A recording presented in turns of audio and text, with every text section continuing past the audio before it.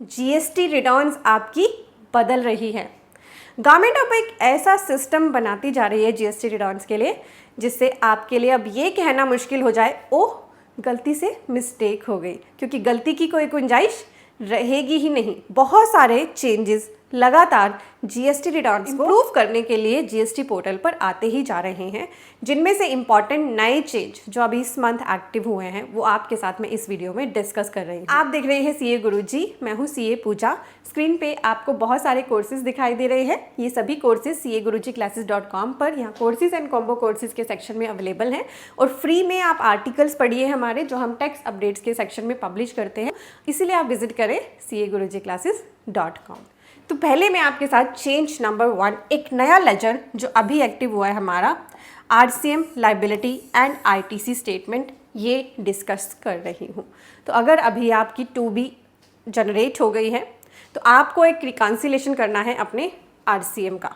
ठीक है, क्या है ये लेजर, क्यों ये एक्टिव हुआ है, इसका इम्पैक्ट जानते हैं। रिवर्स चार्ज का ये लेजर आया है तो थोड़ा सा रिवर्स चार्ज को भी समझ लेते हैं। यहाँ मैंने वैसे 3B की टेबल नंबर 3 ओपन करी है।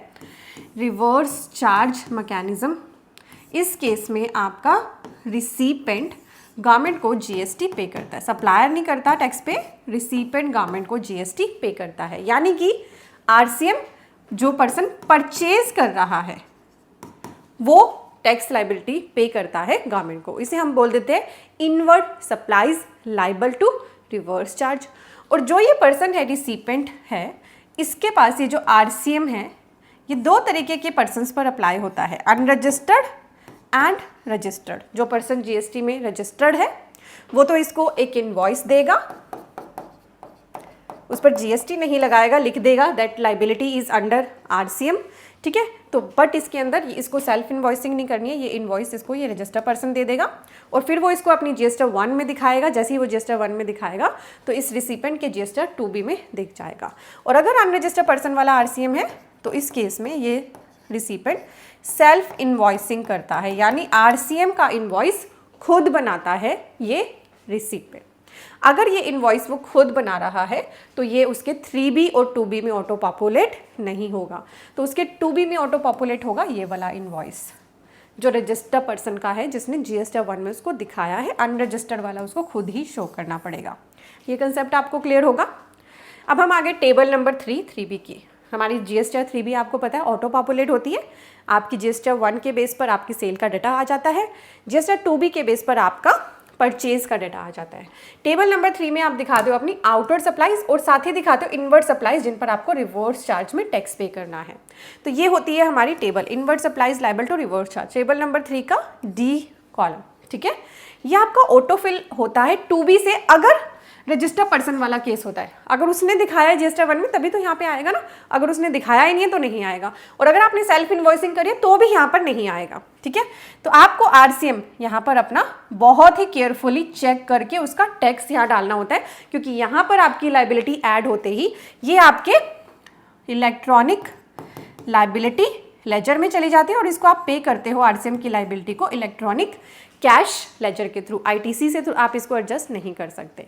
ठीक है, एक आप काम ये करते हो रिवर्स चार्ज की अपनी लाइबिलिटी के लिए, उसका टैक्स पे करने के लिए टेबल नंबर 3 के अंदर दिखाते हो। काम आप करते हो 3B की टेबल नंबर 4 के अंदर, आप इनपुट टैक्स क्रेडिट भी क्लेम कर लेते हो, inward supplies liable to reverse charge, जिन पर टैक्स आपने भरा है और उन पर आप आईटीसी लेने के लिए एलिजिबल हो, तो उसका इनपुट टैक्स क्रेडिट आप टेबल नंबर 4 में डालकर क्लेम कर लेते हो।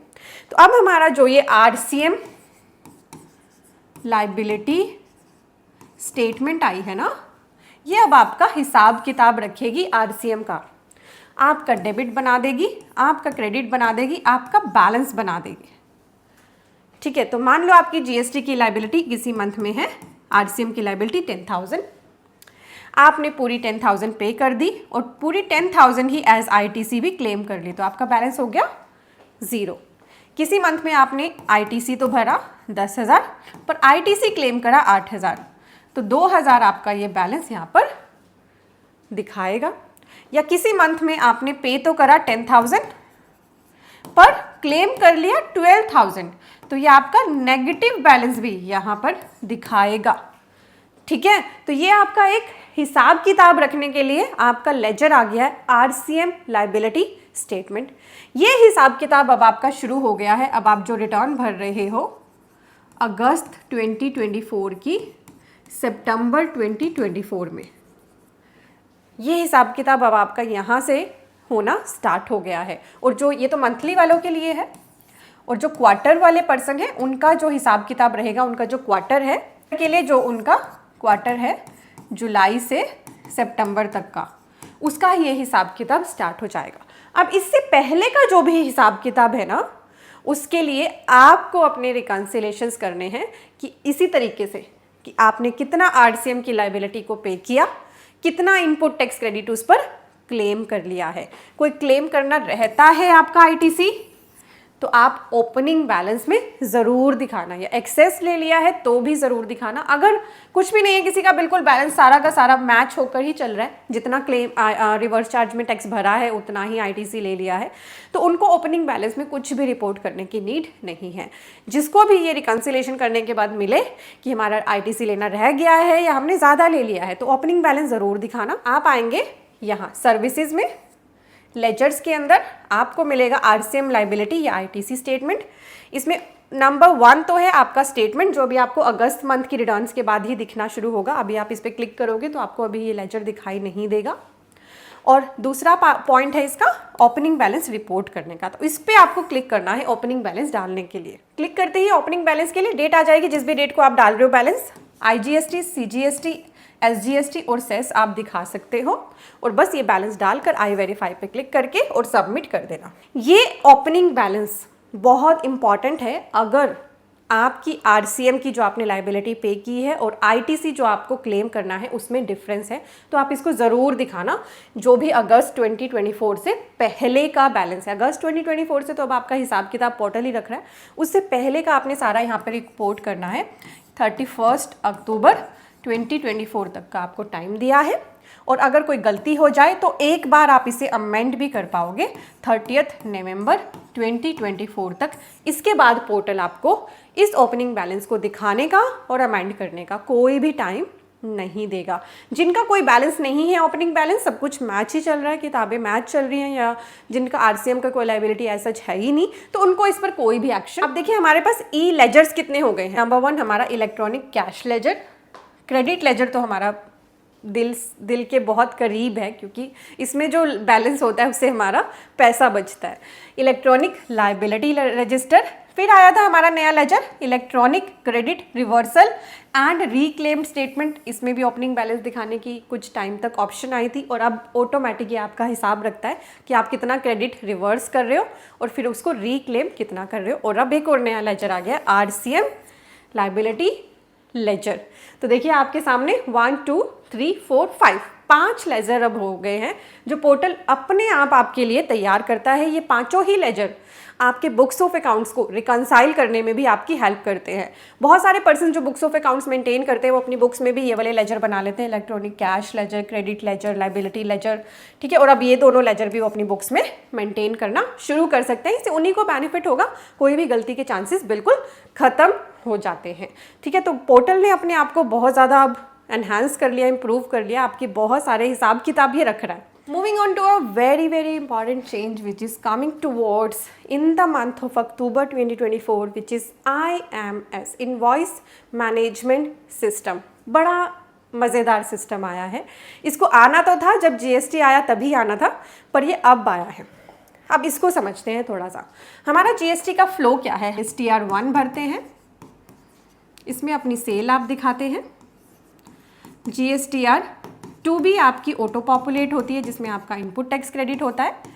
GSTR3 भी आपकी इन दोनों के ही बेस पर ऑटो पॉपुलेट होती है। यही है आपका रिटर्न स्ट्रक्चर, है ना, ठीक है। तो एक पर्सन के लिए ये रिटर्न है नॉर्मल टैक्स पेयर की। अगर मैं बात करूँ, कंपोजिट टैक्स पेयर्स की रिटर्न्स अलग हैं। अगर मैं नॉर्मल टैक्स पेयर की बात करूँ तो उनके ये रिटर्न्स हैं। और अगर क्वार्टर वाला पर्सन है तो उसके लिए GSTR1 की बजाय IFF एप्लीकेबल हो जाती है। तो IMS सिस्टम में क्या होगा, जैसे ही एक पर्सन अपनी GSTR1 में डेटा को एंटर करना स्टार्ट करेगा, ठीक है, यानी जिस पर्सन ने सेल की है वो GSTR1 में जैसे ही सेल दिखाना शुरू करेगा, तो जिसको सेल करी है वो उसके IMS के अंदर इन्वॉइसेस उसके अगेंस्ट जो इन्वॉइसेस हैं वो उसको दिखने शुरू हो जाएंगे। कैसे दिखेंगे? Serial number, GST number of the supplier, उसका ट्रेड नेम आ जाएगा, इनवॉइस नंबर भी दिखेगा, इनवॉइस का टाइप रेगुलर है या कुछ और है, और फिर 3 ऑप्शन दिखेंगी आईएमएस में, एक्सेप्ट, रिजेक्ट या पेंडिंग करने की। और अगर कोई टैक्स पेयर इस पर कोई भी एक्शन नहीं लेगा तो जो भी इनवॉइस कोई पर्सन उसके अगेंस्ट अपनी GST-1 में दिखाएगा और फिर उसको जो आईएमएस में दिखेंगे वो एक्सेप्टेड माने जाएंगे। अब बहुत सारे पर्सन्स ना मुझसे पूछ रहे थे इनका मीनिंग बताओ मैम, एक्सेप्टेड का क्या मतलब है? एक्सेप्ट करने का मतलब यानी जो इनवॉइस आपको लगे बिल्कुल करेक्ट है, कोई भी मिस्टेक नहीं है, सभी चीज़ें ठीक हैं, चाहे वो इनवॉइस नंबर है, इनवॉइस का टाइप है, इनवॉइस की डेट है, आपका जीएसटी नंबर है, अमाउंट है, हर तरह से करेक्ट है जो इनवॉइस, उसको आप फटाफट से एक्सेप्ट कर सकते हो। चलो ये तो सभी को क्लियर था कि एक्सेप्टेड का मतलब तो जो बिल्कुल करेक्ट है। कंफ्यूजन कहाँ थी? रिजेक्टेड पर। रिजेक्ट कब करें हम इनवॉइस को? रिजेक्ट आपको किसी इनवॉइस को तब करना है जब उसके अंदर कोई मिसमैच है। वो मिसमैच किसी भी तरीके का हो सकता है, इनवॉइस नंबर गलत है, ठीक है, अमाउंट गलत है, या आपका इनवॉइस वो है ही नहीं। ऐसा भी बहुत बार होता है ना कि ए पर्सन के जीएसटी नंबर के अगेंस्ट दिखाना था, बी नंबर के जीएसटी नंबर के अगेंस्ट दिखा दिया। तो अगर वो आपके आईएमएस में दिखे आप उसको रिजेक्ट कर सकते हो। इससे जो आपकी फ्यूचर की कॉम्प्लिकेशन है ना, आपकी टू बी जो बिगड़ जाती है, रिकंसाइल करने में दिक्कत आती है, वो खत्म हो जाएगी। अच्छा, अब ये पेंडिंग क्या है मैम, ये भी बताओ ना, व्हाट इज दिस पेंडिंग? आप सभी को पता होगा जीएसटी में एक कंसेप्ट है हमारा गुड्स इन ट्रांजिट, है ना।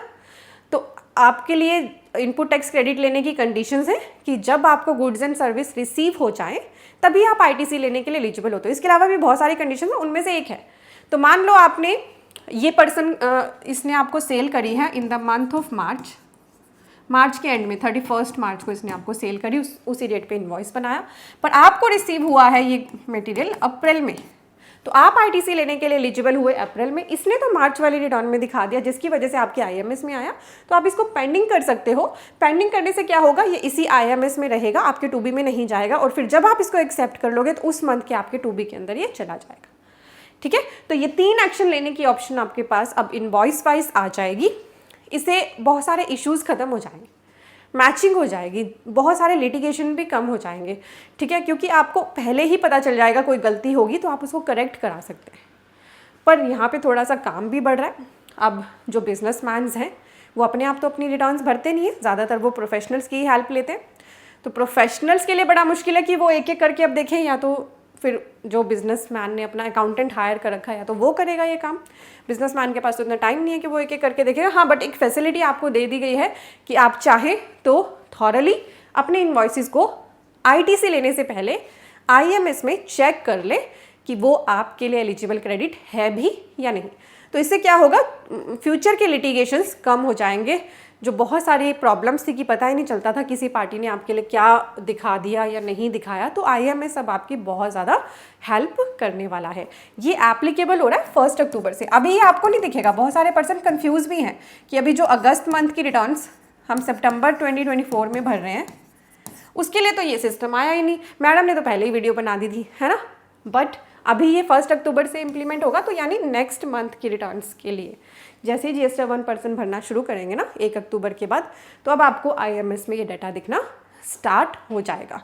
इसकी ये एडवाइजरी आ चुकी है, ये ऑप्शनल है बिल्कुल, इसको भरना बिल्कुल भी मैंडेटरी नहीं है, आपकी मर्जी है। अगर आप इस पर एक्शन नहीं लेंगे तो सभी आपके एक्सेप्टेड इनवॉइस माने जाएंगे। ठीक है, और अभी पूरी तरह से फुल फ्लैज मोड में ये अक्टूबर से आपके लिए एक्टिव हो जाएगा। तो मैंने आपके साथ ये जो चेंज डिस्कस किए हैं जीएसटी रिटर्न के, 2 चेंज मैंने आपके साथ मेजरली डिस्कस करे हैं, आईएमएस का और जो हमारा आरसीएम लाइबिलिटी लेजर है। GST-1 के बारे में मैंने आपको ऑलरेडी बता दिया था कि GST-1 की हमारी टेबल नंबर 5 जिसमें आप B2C लार्ज की रिपोर्टिंग करते हो, उसमें 1 लाख की लिमिट से ऊपर के इनवॉइस डालने थे, पर पोर्टल अभी तैयार ही नहीं था, उसके लिए एडवाइजरी ऑलरेडी आ गई थी। वैसे भी GST-1 भरने की डेट अब जा चुकी है। ठीक है, क्लियर है आपको। तो अब की बार अभी जो आप जीएसटी रिटर्न्स भर रहे हो उनके लिए ये रिलेवेंट चेंजेस थे। तो आपने तो देख ही लिए है, नीचे ही शेयर का टैब है, शेयर ज़रूर कर दें अपनी कम्युनिटी में, WhatsApp, Telegram, Twitter and Facebook पे इजीली आप शेयर कर सकते हैं। इसलिए हमारे चैनल को सब्सक्राइब भी कर लें, ये बिल्कुल फ्री है।